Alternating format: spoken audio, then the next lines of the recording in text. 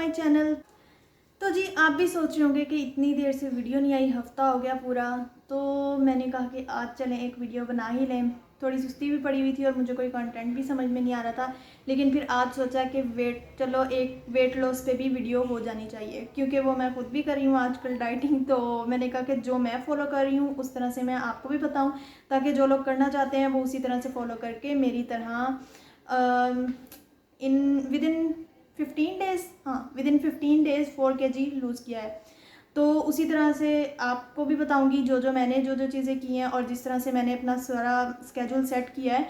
तो उस तरह से अगर आप भी फॉलो करें तो आप भी 4 kg ईज़िली 15 डेज़ के अंदर लूज़ कर सकते हैं। तो उससे पहले मैं आपको बताऊं कि आपने सबसे पहले जो है ना अपनी रूटीन किस तरह से सेट करनी है।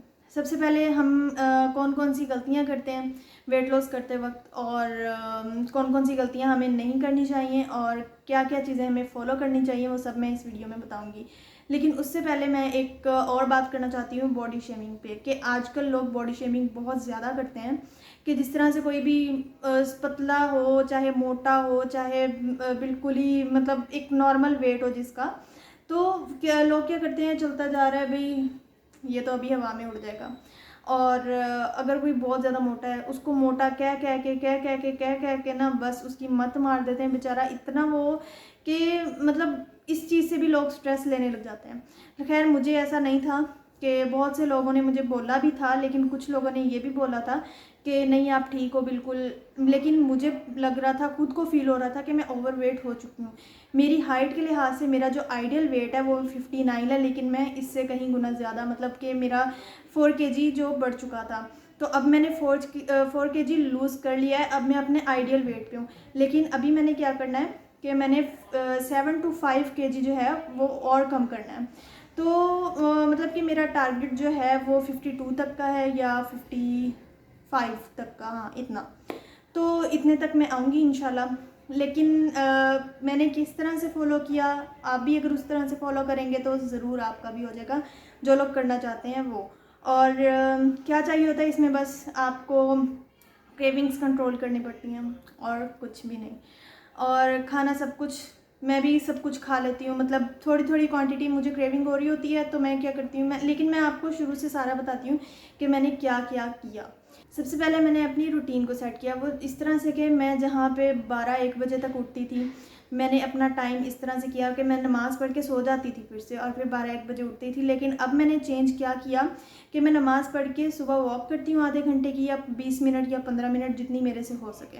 उसके बाद मैं क्या करती हूँ कि मैंने जो है वो लुक वार्म वाटर जो होता है उसके अंदर 1 नींबू डाल के रोज़ाना सुबह वो पीती हूँ, ठीक है। उसके बाद जो उसके दरमियान का टाइम है ना, नाश्ते और उसके दरमियान का, मतलब कि मैं 6 से 6:30 अगर वॉक कर रही हूँ ना, तो मैंने उसके बाद आके 10 मिनट्स जो है अपनी बॉडी को रेस्ट देना है।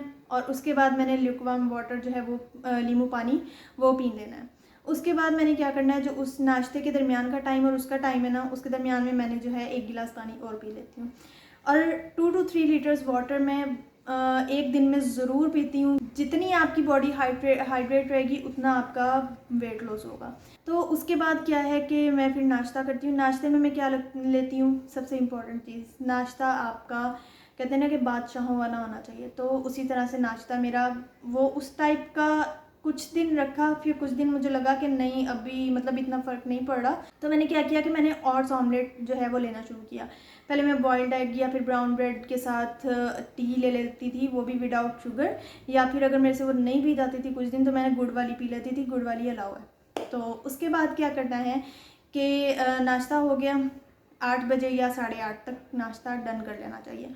उसके बाद मैंने अपना पानी पता किस तरह से मैनेज किया हुआ है, आपके दिन के 8 गिलास जो है ना वो 3 लीटर्स वाटर बनता है टोटल। तो उसमें मैंने ब्रेकफास्ट और लंच के दरमियान में मैंने 4 गिलास पानी पी लेने हैं।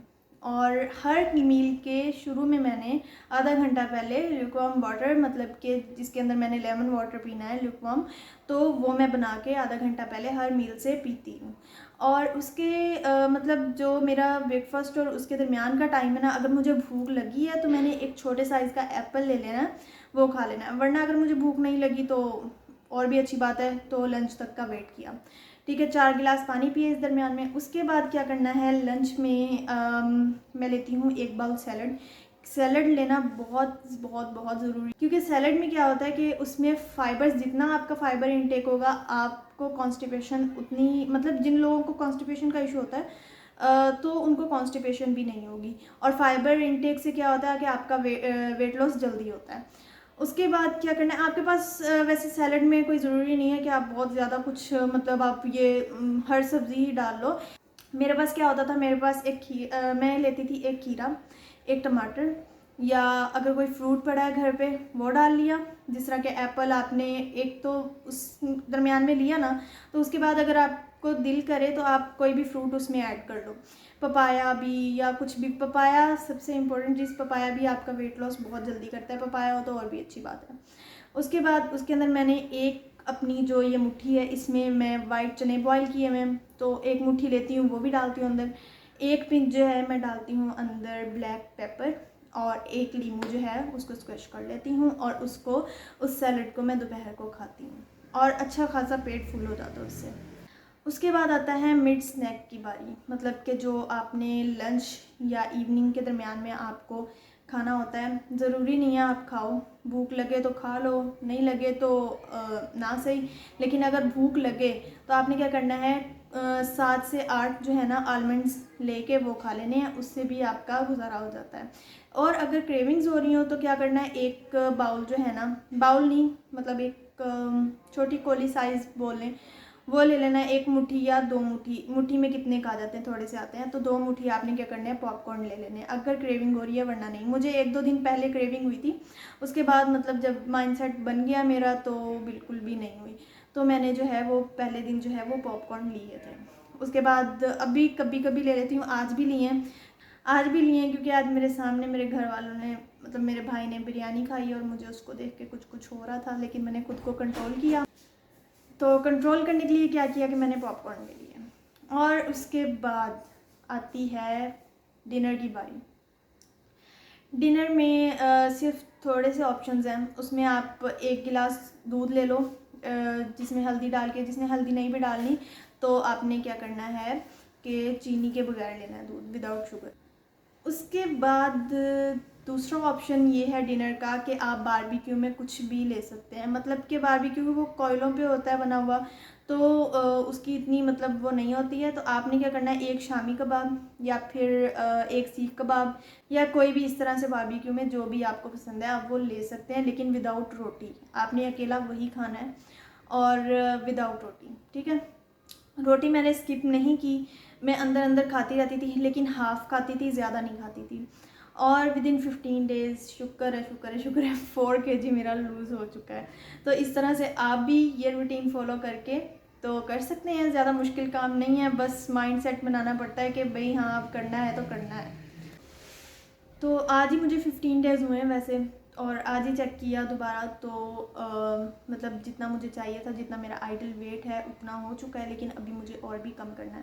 खैर मुझे भी बहुत सारे लोगों ने कहा था, दिल पे ले लेती थी बात, लेकिन मेरी एक फ्रेंड है जो मुझे हमेशा हौसला देती थी, नहीं भाई डन ऐसा ही है, लेकिन मुझे तो खुद को फील होता था ना। तो जिन लोगों को मेरी तरह तसल्ली नहीं होती वो ये फॉलो कर सकते हैं। और उसके अलावा आई डोंट नो वाई मेरा फेस इतना मोटा क्यों लग रहा है अभी कैमरा में, लेकिन अल्हम्दुलिल्लाह सेट हुआ है।